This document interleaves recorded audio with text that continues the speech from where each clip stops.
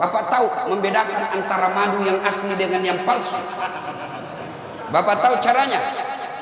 Caranya bawa ke rumah. Kalau istri mengamuk di rumah, pasti madu asli.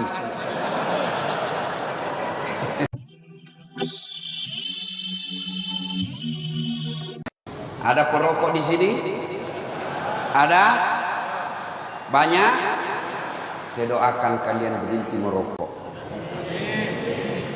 Apa hebatnya itu perokok? Coba kau lihat. Kalau kalian mengatakan rokok itu bagus, besok pagi panggil anakmu yang SD SMP, kau merokok bareng-bareng anakmu. Kalau kau bilang rokok bagus, ndak jalan otakku kalau ndak merokok, Ustaz. Bohong. Mana buktinya? Ramadan jalan di otakmu padahal kau tidak merokok siang hari. Itu perokok kayak belem-belem, bersandar-sandar. Itu aja dia kerja sampai 10 menit. Yang lebih parah kalau dia di toilet, keluar asap, dia isap. Belem-belem. Saya doakan kalian berhenti merokok. Ibu-ibu, senang suamimu merokok? Dengar Pak, tidak senang dia, maka tabung uangmu harga rokok, simpan uangmu rokok, buka umroh, kita umroh bareng-bareng. Itu lebih manfaat daripada biar pemarah. Saya mau pulang juga sebentar. Itulah api jenis pertama, dibakar lagi 1000 tahun menjadi hitam. Inilah warnanya api neraka. Bayangkan, belum lagi dilihat. Allah bertanya, apa mereka pernah melihat api neraka? Tidak ya Allah. Hebatnya itu orang dalam masjid. Mereka belum pernah nampak api neraka. Mereka belum pernah melihat neraka secara nyata. Dia sudah meminta supaya mereka tidak dimasukkan api neraka. Apalagi nanti kalau dia sudah lihat api neraka. Itu neraka paling ringan kata Nabi. Diletakkan kerikilnya neraka di kakinya, saking panasnya mendidih sampai otaknya. Yang paling ringan. Tapi anak muda biasa kalau kita cerita neraka, dia bilang, sudahlah kayak kau datang aja dari neraka Ustaz. Dia cari kau nanti malaikat, dia putar godamnya. Itu godamnya penjaga neraka 7 kali beratnya dunia dan isinya baru sama. Kalau dihantam 1 kali, tak lempar 7 tahun baru sampai. Dia bilang anak mahasiswaku, enak dong bisa main game dulu. Oh itu kalau di dunia, kalau di akhirat di blender kok. Nah, lalu Allah bertanya lagi, apalagi yang mereka minta? Ya Allah, masukkan kami dalam surga. Allah bertanya, mereka pernah lihat surga? Tentu tidak ya Allah. Bapak-bapak pernah lihat surga? Surga belum pernah kita rasa, belum pernah kita bayangkan. Apa yang Bapak bayangkan? Kalau Al-Quran berbicara tentang surga yang di dalamnya mengalir sungai yang terbuat dari susu, jangan kau susu bayangkan susu yang ada di rumahmu. Tidak seperti itu. Kalau Allah berkata madu di dalamnya, jangan kau bayangkan madu yang ada di rumah. Bapak tahu membedakan antara madu yang asli dengan yang palsu? Bapak tahu caranya? Caranya bawa ke rumah. Kalau istri mengamuk di rumah, pasti madu asli. Ibu-ibu terancam malam ini. Ibu-ibu mau cepat masuk surga? Tidak ada jawabnya Pak. Mau ibu? Tidak ada jawab Pak. Silahkan suamimu kawin lagi. Dia bilang ibu-ibu banyak jalan menuju surga. Memang banyak tapi macet. Ini jalur pintas. Pernah dengar cerita penghuni surga sama penghuni neraka? Belum. SMS-anlah penghuni surga sama penghuni neraka. Dia bilang penghuni surga, bagaimana kabarmu di situ bro? Dia bilang, tidak ada enaknya di sini. di blender terus kita. Siang malam tidak ada kesempatan untuk ngasos. Waduh, dia bilang banyak artis, dia bilang sudah hancur semua mukanya. Lalu penghuni surga, penghuni neraka berkata, kamu bagaimana kabar di surga? Alhamdulillah, kami nyaman di sini. Dia bilang penghuni neraka, bolehkah kami jalan-jalan ke situ? Dia bilang boleh aja. Tapi bagaimana caranya? Penghuni neraka kan kreatif. Dia bilang gampang. Kami dari neraka bikin surga, kamu juga dari neraka bikin jembatan, kami dari neraka bikin jembatan, kamu dan surga bikin jembatan. Sama-sama kita bikin jembatan, ketemu di tengah. Setuju? Setuju. Lelang proyek. Keluar pemenang tender. Waktu pekerjaan 3 hari. Hari pertama jembatan dari neraka sudah selesai 50%. Hari kedua tuntas 70%. Hari ketiga selesai efektif dan efisien. Sementara jembatan dari neraka surga belum juga mulai. Ya, lihat. Kenapa ini jembatan dari surga belum mulai? Kita sudah sampai di sini. Teriaklah penghuni dari neraka, "Woi bos, kenapa itu jembatan belum kau mulai? Kami sudah sampai di tengah sesuai perjanjian. Bagaimana proyekmu? Kenapa belum mulai?" Dari surga terdengar suara, "Bagaimana mau dimulai? Kontraktor, pengawas, panitia, pemborong ada semua di situ."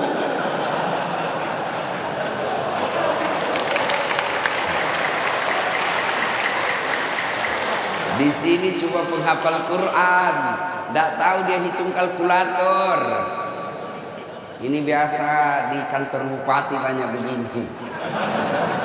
Kontraktor hati-hati kok. Kau bisa tipu akali Pak Bupati. Kamu bisa tidak dapat sama polisi. Bisa kau sogok penegak hukum, tapi demi Allah kau tidak akan pernah bisa sogok malaikat. Kau kira kau bisa lepas dari pengadilan malaikat?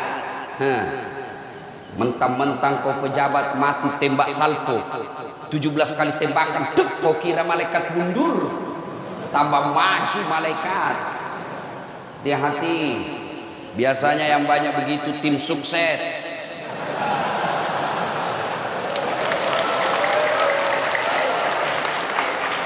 Mumpung ada pejabat malam ini di sini, tim sukses ini kadang-kala siapa. Dia yang sukses disuruh bikin baleho 10, 5 aja dia bikin. Hilang 5 dia makan itu uang haram. Proyek-proyek palsu, SPJ palsu, nanti juga neraka surga palsu.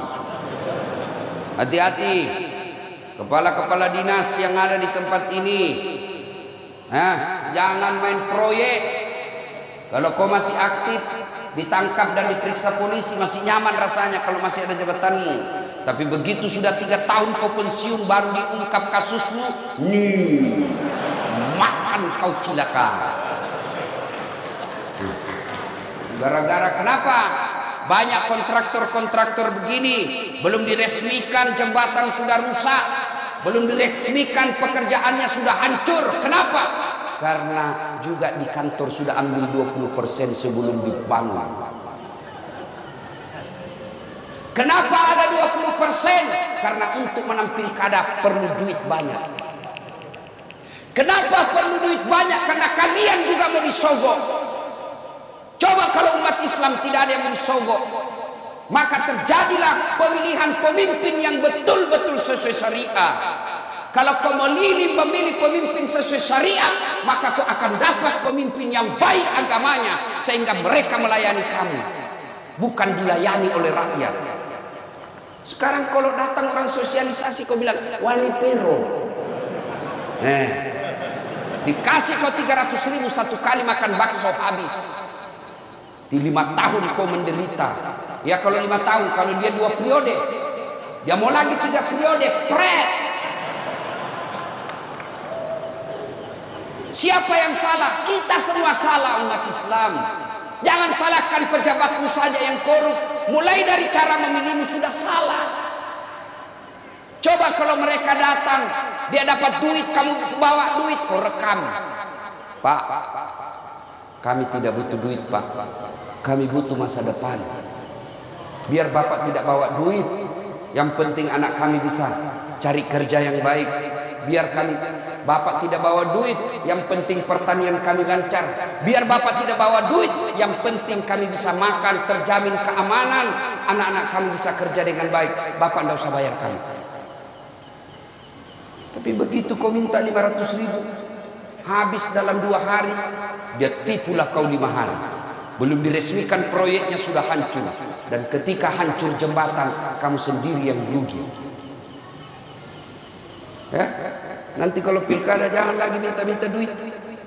Kalian juga calon pemimpin, jangan kau sogok rakyatmu. Coba kalau tidak ada money politik, adik-adik kita yang sekolah ke Jawa, sekolah ke Sulawesi, mereka menjadi sarjana pertanian, mereka menjadi sarjana perikanan, mereka menjadi sarjana kelautan, mereka kembali ke Lombok, mereka kembali ke pulaunya, dia terapkan ilmunya. Setelah jadi pejabat, dia pejabat cerdas karena memang dia punya kompetensi di situ. Jadi anggota DPR yang kompeten, tidak mendatangkan uang, mengandalkan uang saja. Maka lihatlah sekarang kita. Jadi anggota dewan tidak tahu persoalan. Kenapa? Karena dia hanya banyak duitnya. Ada anggota dewan di sini? Ada? Ada? Banyak? Tidak ada yang hadir saja. Coba kalau dicoblos, datang semua itu. Pakai songkok, pakai gamis, siap membela rakyat. Dia pasang fotonya di pinggir jalan, terbalik kepalanya. Dia bilang siap jungkir balik untuk rakyat. Keren. Begitu terpilih hilang, tidak pernah ketemu lagi kita. Dia ganti nomor HP-nya. Banyak di sini, banyak di kabupaten ini. Kau salah, kenapa kau pilih? Lanjut kisah. Ya Allah, masukkan kami ke surga. Lalu Allah bertanya, apa mereka pernah melihat surga? Tidak. Kau lihat itu hambaku yang ada di masjid, luar biasa imannya kepadaku. Mereka belum pernah lihat surga, dia sudah meminta dimasukkan ke dalam surga. Bagaimana lagi nanti ketika mereka melihat surga? Pasti mereka sangat menginginkannya. Lalu Allah sampaikan kepada seluruh malaikat, hai malaikat, ketahuilah bahwa aku telah mengampuni dosa-dosa mereka yang hadir di tempat itu sebelum mereka meninggalkan tempatnya. Allah Akbar. Jadi ternyata pengajian seperti ini bukan sekedar dengar ceramah, tapi pengajian seperti ini menghapus dosa dan kesalahan yang pernah kita lakukan. Itulah sebabnya kita mengucapkan Alhamdulillahi Rabbil Alamin. Ketemu Ustaz Dasas, kecewa bos. Apa hebatnya Dasas? Kecil, ceper, kurus. Ada yang tidak enak kalau saya ketemu. Ternyata kecil aja aslinya. Ibu-ibu lebih parah. Dia bilang, itu juga bajunya waktu di YouTube. Alhamdulillah. Itulah sebabnya setiap ada pertemuan, Pak Bupati tadi mengucapkan Alhamdulillahirabbil alamin. Setiap ada pembicara pasti Alhamdulillahirabbil alamin. Kenapa? Pertemuan pengajian begini menghapuskan dosa-dosa. Dan hebatnya lagi, kita bersyukur karena kita punya iman. Ada orang bapaknya Nabi, anaknya tidak dapat hidayah, kafir dia. Siapa? Nabi Nuh.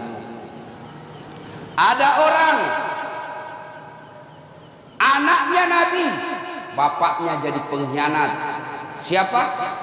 Ibrahim alaihissalam. Ada orang suaminya Nabi, istrinya tidak dapat hidayah, kafir. Nabi Lut. Ada orang paman Nabi tidak beriman kepada Allah, tidak dapat hidayah, tidak beriman kepada Allah. Siapa?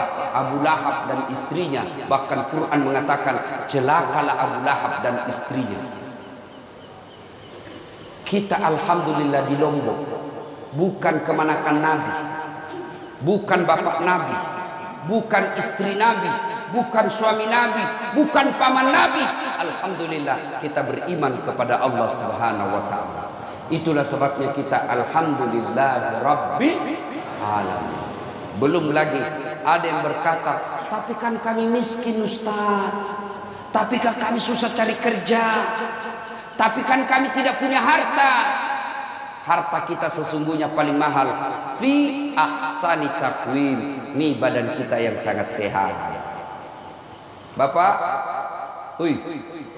Pak, mau saya kasih hadiah handphone gratis, iPhone 13 512 giga gratis. Mau? Betul, angkat tangan yang mau. Oke, tapi begitu saya kasih kau langsung tuli. Mau kok? Mau? Untuk apa handphone kalau sudah tuli? Halo? Hei, rusak lagi nih HP. Halo? Hei, halo? Bukan HP rusak, telingamu yang masalah. Coba. Dan hebatnya lagi Allah kasih kita ini telinga, dua pasang, tempatnya sangat spesial. Apakah pernah Bapak bayangkan bagaimana seandainya telingamu satu di bawah ketek? Halo? Ya, kok di mana? Satu lagi di bawah pantat. Halo? Alhamdulillah. Dan hebatnya lagi di telinga, dia bisa bedakan mana bunyi handphone, mana bunyi kentut. Dan tidak pernah kursus. Apa pernah kalian kursus membedakan bunyi? Allah sertakan cara membedakan mana gelas jatuh, mana piring jatuh tanpa kau lihat. Ini saya baru 2 hari bermasalah, saya rasa telinga saya karena terlalu banyak terbang selalu mendengung. Baru 2 hari saya bersyukur. Ternyata ada nikmat Allah yang saya abaikan selama ini. Nikmat ini telinga yang tidak sakit. Coba ini telinga. Kalau suruh bayar, berapa mahalnya? Mau lagi saya kasih Pak, handphone 4 kameranya. 4 kameranya Pak. Bapak-bapak yang sudah tua, untuk apa kau beli handphone mahal-mahal 4 kameranya? Nah cuma 1 istrimu. Kecuali 4 istrimu ya 4 kameranya. Kamera 1 istri pertama. Iya. Ini ada kamera mahal. Kamera yang saya bawa itu lebih 100 juta. Tapi apa itu yang mahal? Bukan. Biar kau punya kamera begitu tidak ada matamu. Ayo. Dan biar Bapak punya kamera harga lebih 100 juta, Bapak tidak punya ilmunya, Bapak tidak bisa pakai. Foto-foto, ya setengah badan, setengah badan betul, ternyata pusat ke bawah. Harus Bapak tahu berapa kekuatan cahaya yang ada waktu ambil gambar. Beda ketika luar dan di dalam. Itu harus ditahu semua. Berapa jarak dari mata kita, kamera ke objek. Itu harus ditahu. Ada zoom in, zoom out, diputar. Punya duit 100 juta belum tentu kalau kau tidak bisa pakai ilmunya. Punya ilmunya tidak ada uangmu belum tentu kau bisa ambil. Pakai. Tapi alhamdulillah ada Allah kasih kita kamera namanya mata. Dia punya lensa namanya retina. Dia punya zoom out, zoom in namanya pupil. Dan hebatnya mata kita Allah sertakan yang namanya sensor. Dia bisa bedakan mana istri, mana tetangga. Bayangkan Pak Bupati, seandainya Bapak tidak bisa bedakan mana istri, mana pegawai. Kenapa lain-lain rasanya malam ini? Ternyata security. Coba, hebatnya di mata. Bapak buka, langsung fokus, tidak perlu kau putar-putar. Bayangkan seandainya ini mata harus diputar dulu kalau perang, maka polisi lebih dulu ditembak sama penjahat. Ada polisi di sini? Ada. Jangan kau musuhi polisi anak muda.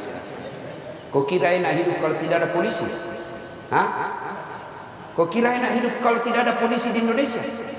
Bayangkan susahnya kita kalau tidak ada polisi. Diserobot tanahmu, siapa kau cari? Hartamu dijarah, anakmu diperkosa, istrimu dibunuh, siapa kau cari? Siapa? Polisi. Dirampok rumahmu, siapa kau cari? Penghafal Quran. Tidak selesai. Siapa kau cari? Polisi. Makanya jangan musuhi polisi. Bahkan saya selama ada di Lombok ini, saya dikawal polisi. Pun kalau ada polisi yang minta uang di jalan, itu polisi film India. Kau melanggar. Kau tidak lihat di rambu-rambu? Saya lihat, Pak. Kenapa kau langgar? Saya tidak lihat Bapak. Kenapa kau tidak lihat saya? Bapak sembunyi di tikungan. Karena hari itu besok masuk begitu saja. Saya tilang kamu. Ada surat-suratku, Pak. Lengkap. Saya tilang kamu. Kenapa Bapak tilang saya? Kau pembohong. Maksudnya apa, Pak? Motormu Honda, jaketmu Yamaha. Dia tulis surat tilang. Marahnya nama siswa ditilang. Bapak juga pembohong. Ngaku polisi baru polpen pilot. Itu polisi film India. Bukan polisi Indonesia. Bapak tahu enggak? Kenapa kita bisa tablik di sini? Sekarang, tidak seperti sebelum awal-awal Covid. Dua sebabnya. Satu, diizinkan polisi. Biar Pak Bupati mau, polisi tidak mau, tidak jalan. Yang kedua, karena mayoritas kita sudah vaksin. Ibu bapak saudara-saudara sekalian, poin pertama, bersyukur Allah kasih kita iman, Allah kasih kita kesehatan. Mau lagi saya kasih contoh? Mau lagi? Pentingnya kita bersyukur dengan kesehatan ini. Pak Bupati kasih kita mobil gratis. Mau? Mobil gratis, mau? Mau? Mau. Tapi begitu dikasih kuncinya, Bapak langsung lumpuh. Mau? Berarti alat transportasi yang paling mahal bukan Toyota, bukan Honda, bukan Yamaha. Tapi apa alat transportasi paling mahal? Kaki yang sehat. Maka kita bersyukur dengan ucapan hamdalah, alhamdulillahi rabbil alamin. Yang kedua, setelah bersyukur dengan lisan, maka kita bertafakkur. Apa itu bertafakkur, Ustaz? Mengevaluasi diri, menimbang-nimbang seberapa banyak nikmat Allah berikan, kita pergunakan untuk amar ma'ruf nahi munkar. Alhamdulillah jadi bupati. Tidak semua orang bisa jadi bupati. Alhamdulillah. Sebagai rasa syukurnya, manfaatkan jabatan untuk mengantar orang masuk surga. Pak Bupati, keliru seorang pejabat ketika tidak memudahkan jabatannya masuk surga. Saya ceramah, ayo sholat, jangan hamar, mari berjamaah. Paling yang dengar 10, yang laksanakan 1. Tapi coba kalau Pak Bupati lakukan himbauan sholat jamaah. Datang sholat jamaah subuh. Assalamualaikum warahmatullahi wabarakatuh. Assalamualaikum warahmatullahi wabarakatuh. Cari mana ini kepala dinas PU? Tidak pernah juga hadir-hadir saya lihat salat jamaah. Ajudan langsung telepon, Pak Kadis, dicari kok sama Pak Bupati. Katanya beliau tidak pernah kau dilihat salat jamaah. Besok Pak, belum azan sudah ada di masjid. Itu hebatnya kalau ada jabatan. Iya toh?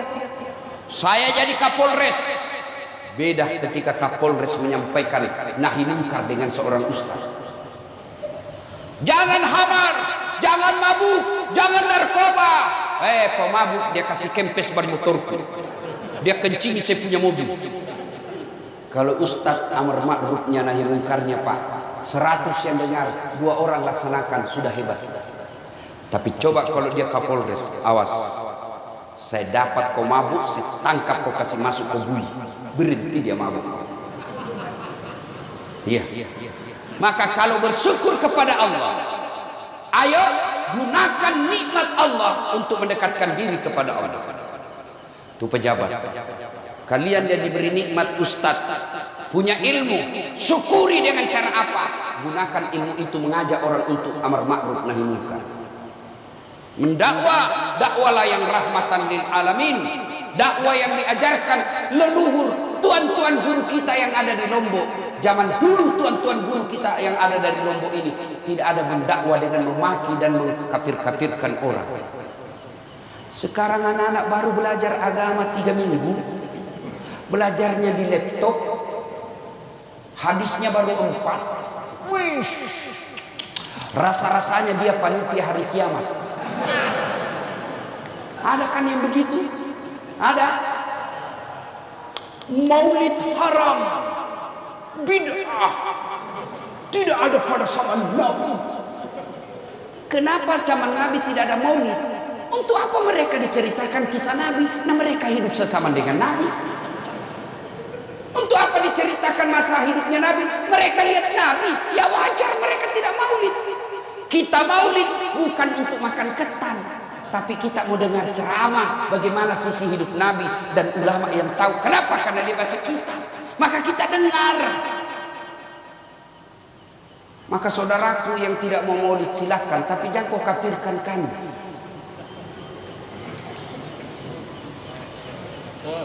Barasanji, tahlilan, haram, masuk neraka. Bos, kamu pegang kunci neraka. Kalau kau tidak mau taksiyah, tidak mau tahlilan, silahkan, kami juga tidak kafirkan kamu. Tapi mari saling menghormati. Adik-adikku yang hijrah kalian, makin banyak ustaz kau dengar makin bagus. Hanya satu kau dengar ceramah, sempit wawasanmu.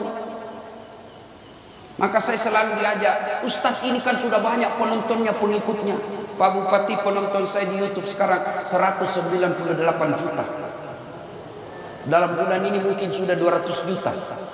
Maka orang minta, ustaz bikin sahabat Ustaz Dasat Latif. Jangan, semua sahabat saya. Kalau ada sahabat Dasat berarti ada bukan sahabat saya. Semua sahabat, orang kafir, orang tidak beragama sekalipun sahabat saya. Bahkan artis pun. Dengar gitu kata. Semua sahabat kita. Kalau kita milih-milih ustaz dan kalian ketika dengar dakwah, selesai ustaz ini dengar, selesai ustaz ini dengar, selesai dengar ini, jangan kau jadi hakim dewan juri. Kalau ustaz Dasat ceramah nyaman, enak biar 2 jam. Tapi kalau ustaz itu ngantuk. Jangan, amalkan ilmunya, jangan kau banding-bandingkan gurumu. Amalkan saja. Makin banyak guru kau dengar makin bagus. Makin banyak kitab kamu baca makin enak. Jangan sempit hanya satu. Ketika kau dengar ini, oh menurut ustaz ini begini, menurut ustaz ini begini, menurut ustaz ini begini. Setelah itu silahkan kau salat istikharah. Setelah itu lakukan apa kau yakini benar tanpa kau salahkan orang lain. Coba Imam Syafi'i mengajarkan kunut ketika subuh. Punya murid namanya Imam Ahmad. Ketika Imam Ahmad pergi ziarah kubur ke makamnya Imam Syafi'i, Imam Ahmad kunut. Diprotes sama muridnya. Ya Imam, Anda mengajarkan tidak kunut. Kenapa kau kunut? Kata Imam Ahmad, saya menghargai pendapatnya Imam Syafi'i. Kalian bukan imam. Kalian tidak hafal hadis ribuan. Baru orang sampingmu tidak kunut. Kunut. Pret. Iya. Mari menyikapi perbedaan pendapat dengan saling menghormati. Aman. Ya. Ya. Kita dulu waktu kecil kalau ada orang Allahu Akbar kunut di samping kita, paling kita bilang dalam hati Muhammadiyah. Selesai. Nah, Bapak saudara-saudara sekalian, mari gunakan ilmu untuk mengajak kepada kebaikan. Dakwakanlah apa yang kalian tahu. Dan ketika dakwah itu diamalkan orang, ilmu yang kita miliki diamalkan orang, maka selama ilmu itu diamalkan, kita dapat kiriman amal pahala meskipun kita sudah dikubur. Itu yang kita yakini sebagai amal jari. Sebagai syukur lagi, Allah kasih hidayah, Allah kasih iman, Allah kasih kesehatan. Apa syukur kita? Gunakan kesehatan itu untuk datang ke masjid. Alhamdulillah, di mana-mana saya ceramah di Lombok, seluruh penuh jamaah. Apalagi kalau subuh, penuh masjid sampai di luar, tidak ada di dalam. Yang ada di dalam orang tua sudah pensiun, lomba batu.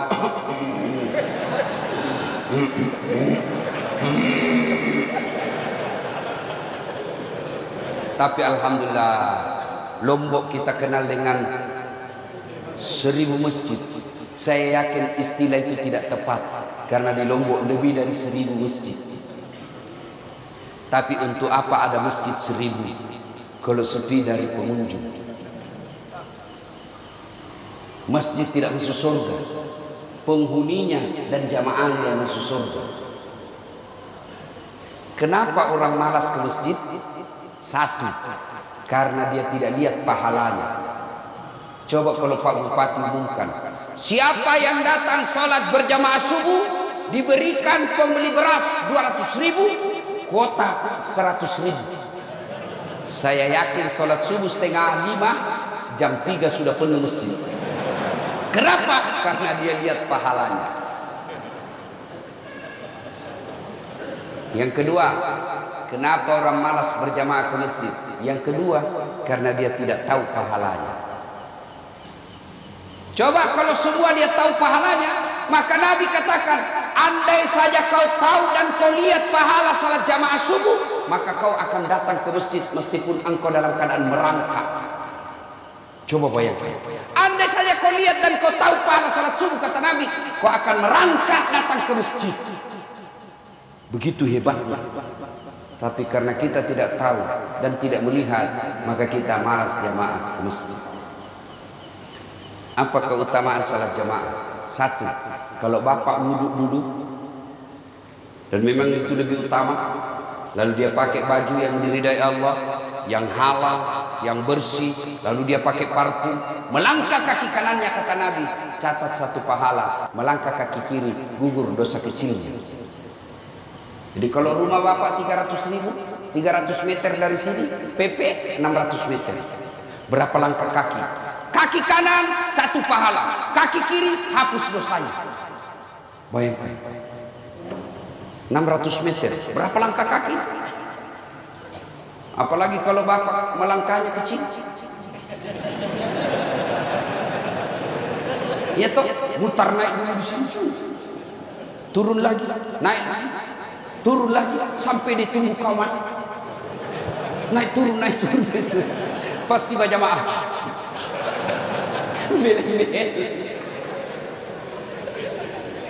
Dua, keutamaan jamaah. Seluruh materi yang bapak lewati, pagar, tembok, aspal, tegel, dinding, pohon, semua jadi saksi. Ya Allah, jangan masukkan dia neraka, masukkan dia surga. Saya saksinya, dia datang salat jamaah di masjid. Itulah sebabnya ulama mengajarkan, ketika sholat di masjid 2 rakaat kita sholat sunnah, pindah lagi, 2 rakaat lagi, pindah lagi. Supaya apa? Tambah banyak saksi di akhirat kelak. Itulah juga sebabnya Nabi mengajarkan, kalau kau berjamaah ke masjid, usahakan lain jalan waktu pergi datang, lain pula jalan waktu pulang. Datang dari sana, pulang dari sana, putar. Jangan juga salah paham. Teman-teman dengar ini, dia ke pasar dulu, ke terminal, sampai di sini sudah selesai berjamaah.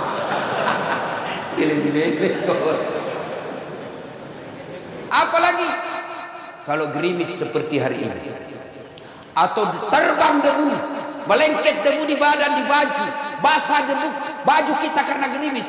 Yang basah itu, yang debu itu akan menjadi pelindung kita agar tidak disentuh api neraka. Maka kalau gerimis begini Pak, tenang aja, basah baju itu yang menjadi mantel agar kita tidak disentuh api neraka. Jangan juga salah paham. Mentang-mentang sudah dengar begini, dia tunggu hujan keras. Sudah keras, dia buka payung, dia jalan.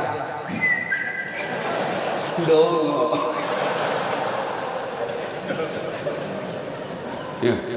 Apalagi keutamaan berjamaah 27 kali lipat. Artinya apa? 1 kali salat jamaah, 27 kali salat di rumah baru sama. Hidupkan jamaah. Apalagi keutamaan berjamaah di masjid lebih khusyuk. Coba kalau bapak di rumah susah khusyuk, sudah 3, 4, sudah tahiyat atau belum? 2 atau 1? Belum lagi kalau bau masakan, langsung dipikir, wih tumis, ikan apa ini? Iya, kalau di masjid lebih khusyuk. Coba bapak bayangkan, sholat di rumah dan di masjid. Kalau kita di masjid, selesai berdoa, selesai sholat sunnah, keluar, rasa-rasanya ibadah kita langsung diterima Allah. Coba bayangkan perasaan jiwa kita. Apalagi keutamaan berjamaah di masjid. Di masjid 27 kali lipat. Apalagi ada doa bersama. Meskipun ada juga mengatakan tidak ada itu doa bersama. Kalau tidak ada doa bersama, tidak mungkin Nabi khutbah Allahumma ghfir lil mu'minina wal mu'minat wal muslimina wal muslimat al ahya'i minhum wal amwat. Tidak mungkin ada doa itu kalau tidak ada doa bersama. Apa keutamaan doa bersama? Ada ustaz mimpin doa, alim, di belakangnya ada penghafal Quran, di belakangnya ada anak yatim mengucapkan amin, sehingga doanya Pak Imam dikabulkan karena ada orang-orang yang makbul doanya. Itulah sebabnya Pak Imam selalu dianjurkan kalau bapak mimpin doa, kasih dengar suara, jangan juga terlalu kencang, yang penting didengar jamaah, dan bacalah doa yang umumnya orang hafal.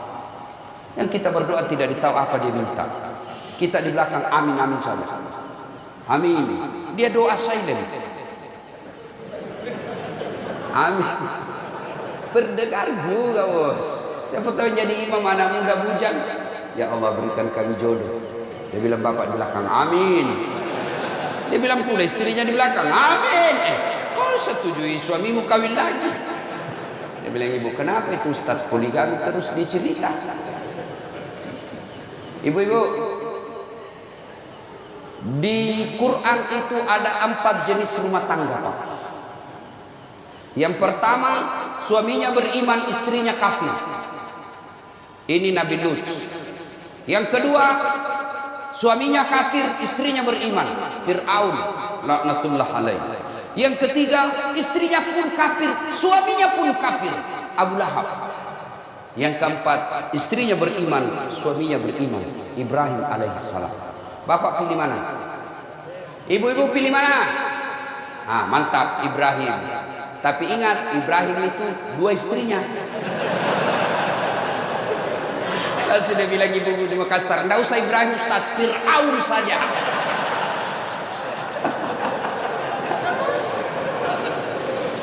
Ayo. Nah, apalagi penyebab orang malas berjamaah ke masjid? 3, manajemen masjid tidak bagus. Apa disebut manajemen masjid tidak bagus? Ya, kita lihatlah itu masjid. Karpetnya sudah 7 kali lebaran tidak pernah diganti. Begitu kita sujud, wih banyak kuda semut. Bengkak kita punya jidat. Masih baik kalau tidak Pak, biasa bibir. Mic-nya sudah takbir Allahu Akbar langsung story. Mau diperbaiki, kita sudah takbir, terpaksa ditunggu sampai selesai sholat Pak. Kau ketawa karena pernah semua kau alami toh. Apalagi dapat lagi penceramah dari mulai salam pertama sampai terakhir neraka terus dia cerita Pak. Ditusuk pantatmu, ditusuk 2, digunting dia bilang anak muda jawab kau mesti bikin takut-takut saja itu kosong. Iya toh. Dapat lagi apa? Muadzinnya Orang tua sudah pensiun, sesak nafas.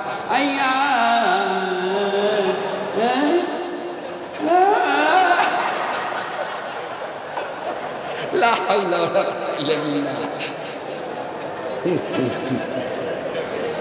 Apa lagi?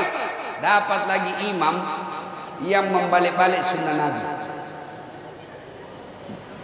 Baca bab sholat jamaah. Coba baca bab sholat jamaah. Itu sudah dijelaskan. Kalau kau jadi imam, ringkaskan bacaan sholatnya. Yang kedua, baca yang umumnya orang hafal. Itu anjuran Nabi. Ini rata-rata anak muda penghafal Quran.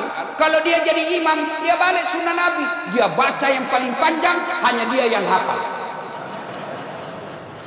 Kenapa dianjurkan ringkaskan? Karena di belakang ini kan macam-macam. Ada orang tua yang rematik, tidak bisa lama berdiri.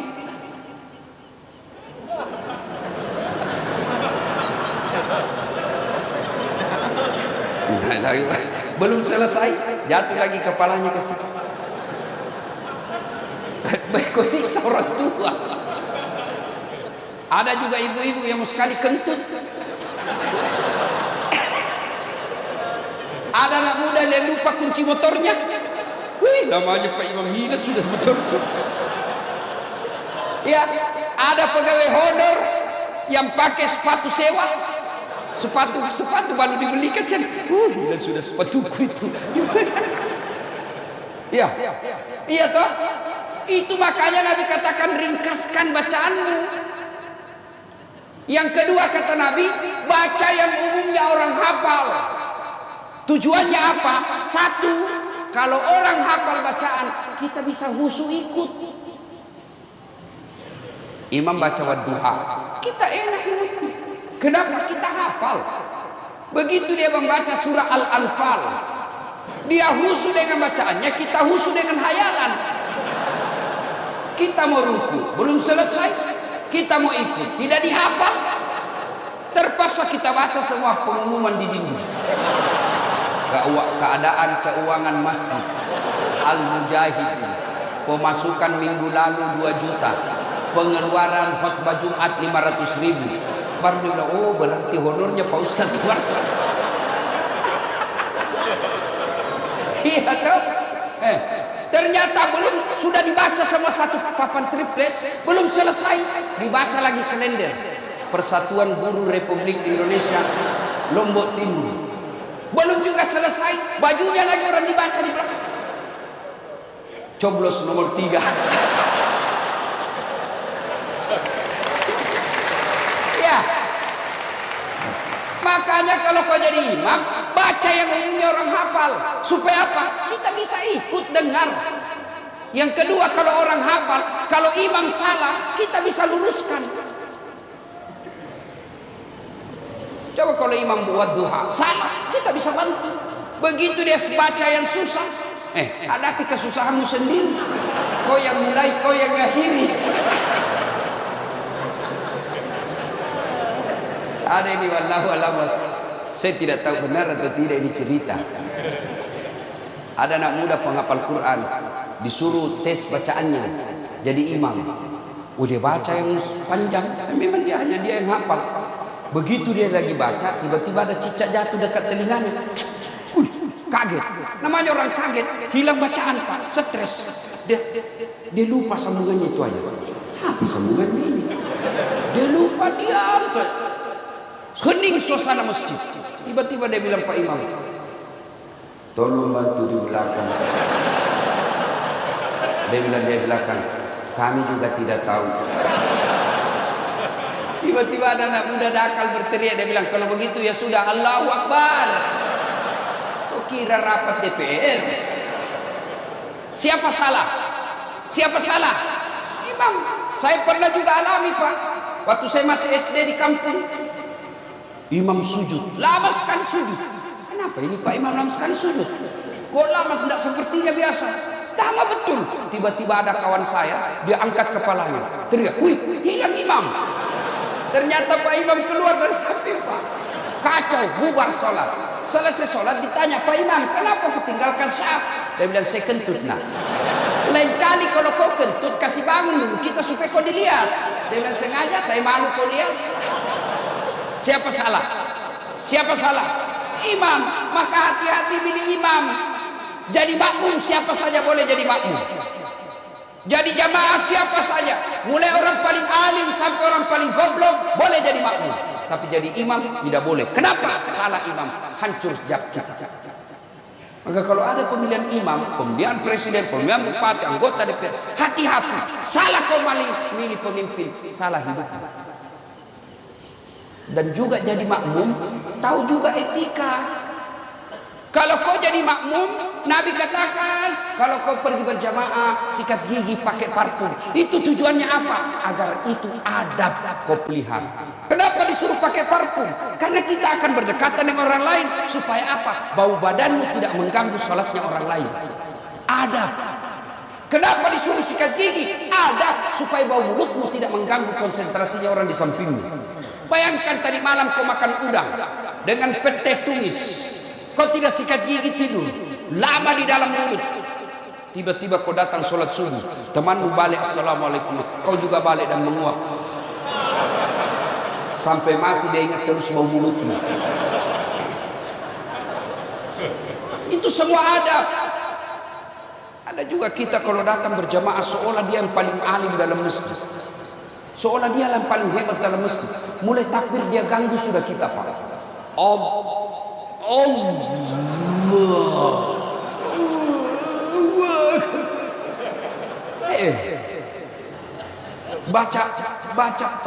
Baca Fatihah kayak dia mau gigit telinga kita, Pak.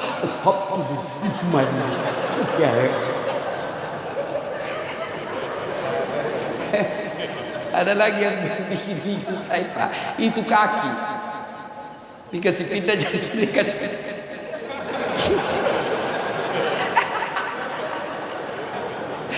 Ada saya sholat, saya kasih pindah, dia kasih pindah lagi, saya kasih pindah lagi, dia kasih pindah, saya langsung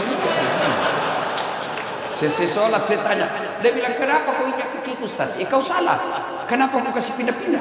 Supaya sapnya rapat Ustaz. Saya bilang, dek begini, kalau mau rapat sapmu bukan kaki yang kau kasih rapat, ini bahu sama siku. Bisa jadi rapat kakimu rapat, jari-jari kakimu rapat, tapi sapmu renggang.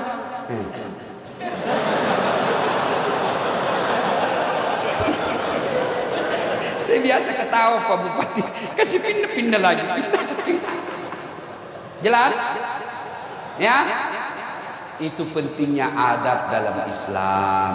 Puncak dari semua ilmu, adab. Jangan sampai Bapak hebat baca fikih, hebat baca tasawuf, hebat baca fikih hadis, menghafal beberapa ayat, tapi Bapak tidak punya adab. Sesungguhnya ilmu yang paling tinggi adalah adab. Kenapa dulu orang tua kita mengajarkan kalau mengaji ambil dulu Quran, kita cium dulu? Itu adab. Kenapa kita wudhu dulu? Itu adab. Selesai ceramah, selesai dengar ngaji, kita simpan lagi Quran, cium lagi, simpan di tempat tinggi. Itu ada. Maka kalian kalau datang ke masjid, adik-adikku ini yang baru belajar agama, kamu tidak mau doa bersama, tidak mau zikir bersama, kita hargai, tapi jangan kau ambil sampah di depan. Karena biasanya kalian selesai sholat, assalamualaikum warahmatullahi wabarakatuh, langsung melangkah. Kalau kau di belakang karena berpendapat supaya saya tidak mengganggu orang berdoa, kalian mulia di sisi Allah. Tapi kalau kau kalian di depan, kau langkah-langkai tuan gurumu, kau langkah-langkai alim ulama, tanpa kau tabe-tabe, hai, kau bukan orang hebat di hadapan Allah. Adab. Datang berjamaah, adab. Dan juga adab berjamaah, kalau imam salah, ada adabnya. Dalam bermasyarakat orang Islam ada adab. Imam salah tidak langsung tarik, Pak Imam salah kok. Enggak, langsung, woi salah. Enggak bos, preman itu. Imam salah, apa yang kita ucapkan? Subhanallah. Itu adab. Kalau kau demo silahkan, tapi jangan bakar fasilitas umum. Kau demo silahkan, tapi jangan kau ganggu orang lain. Itu Islam mengajarkan. Silahkan kau tidak setuju dengan pemerintah, tapi jangan merusak fasilitas umum. Kau mendemo silahkan, tapi jangan kau kata-kata kasar. Itu adab. Jangan mentang-mentang imammu salah kau tarik kakimu. Dan imam juga kalau salah tahu diri. Mundur. Jangan bilang pura-pura tidak dengar. Batallah salat kita. Nah, alhamdulillah di kabupaten kita ini makmumnya baik, imamnya baik. Mudah-mudahan Allah memelihara kabupaten kita ini. Ketiga, masa pandemi ini tidak pernah kita prediksi, tidak pernah kita sangka. Banyak orang bangkrut, banyak orang tiba-tiba tidak punya pekerjaan, bahkan ada di antara kita keluarganya meninggal, karib kerabatnya meninggal, bahkan ada kawan saya ibu bapaknya meninggal dan adiknya juga meninggal. Covid tentu tidak ada yang Allah hadirkan di dunia tanpa tujuan. Ambil hikmah, ambil pelajaran, ambil iktibar dari semua kasus-kasus. Allah hadirkan ini kalau kita bersabar menjadi amal. Kalau kita tidak kena Covid, bersyukur menjadi amal. Semua perkara umatku, kata Nabi, semua baik. Dia sehat, bersyukur, alhamdulillah. Dia kena musibah, bersabar, sabarnya, penyakitnya menggugurkan dosa-dosa. Yang keempat, ketika menghadapi masalah seperti ini, introspeksi diri. Dan cara paling baik mengintrospeksi diri kita, periksa sholat kita. Sholat diperbaiki. Adik-adik sekalian, kalian mau mencapai dunia, sholatlah. Sholatlah. Kecil buat Allah. Memberikan apa yang kamu mau, kecil buat Allah. Kalian berdoa, ya Allah berikan saya jodoh, Allah dengar. Ya Allah perbaiki ekonomi keluargaku, Allah dengar. Ya Allah sembuhkan penyakitku, Allah dengar. Ya Allah jadikan saya kepala dinas pendidikan, Allah dengar. Allah semua dengar keluar kita. Maka Allah menjawabnya, hayya 'alal falah, sini saya kasih kau kemenangan. Maka pulang dari taklim ini, Bapak, mari perbaiki sholat. Saya sudah sholat Ustaz. Jangan puas sampai di situ, perbaiki kualitasnya. Jangan sampai kita sholat kayak main-main. Allahu Akbar. Kau ketawa karena kau bayangkan dirimu. Sholat kayak tidak semangat sekali, Pak. Takbir aja kayak tidak pernah makan.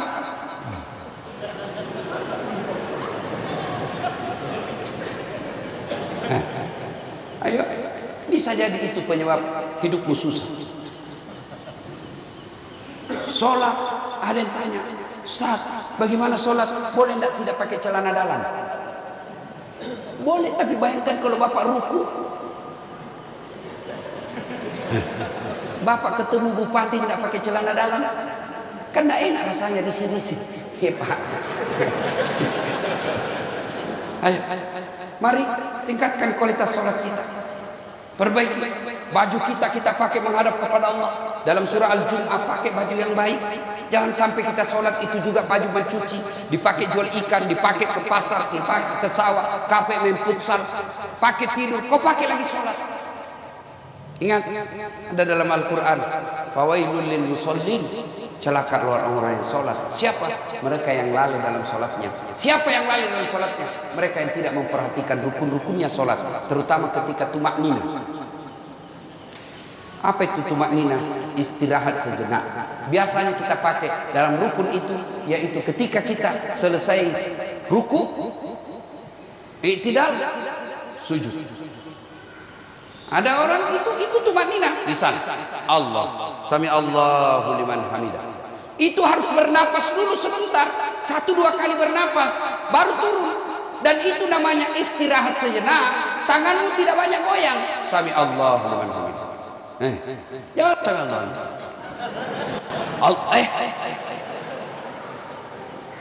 Yang ketawa saya serius ini.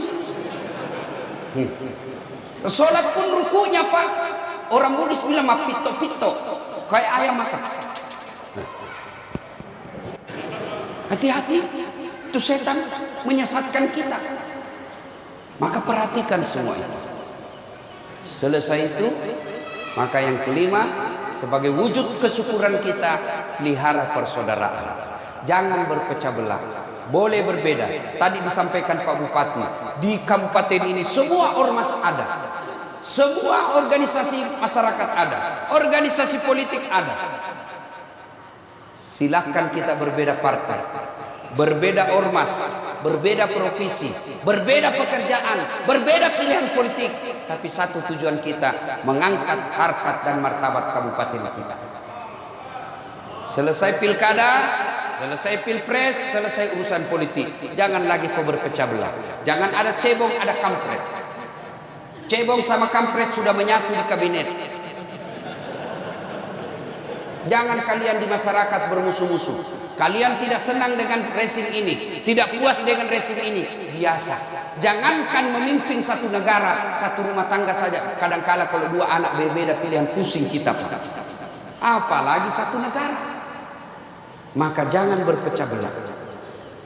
Boleh berbeda pilihan, tapi mari wa'tasimu bihablillahi jami'a wa la tafarraqu. Berpegang teguhlah engkau kepada tali persaudaraan agama Allah dan janganlah engkau bercerai-berai. Inilah tausiah kita pada taklim kita kali ini. Mudah-mudahan ada manfaat. Ingin rasanya berlama-lama, tapi apa boleh buat, waktu yang membatasi kita. Meskipun Pak Bupati tadi mengatakan bisa sampai jam 12, bisa? Mampu? Siap? Saya yang tidak mampu. Karena saya capek, masih perlu perjalanan panjang lagi. Doakan saya sehat walafiat. Mohon keikhlasannya membacakan suratul Fatihah, kesembuhan untuk telinga saya. Bisa ya? Nah, ila hadratin Nabi Mustafa Muhammad sallallahu alaihi wasallam, summa hususin das'at latif al-Fatihah.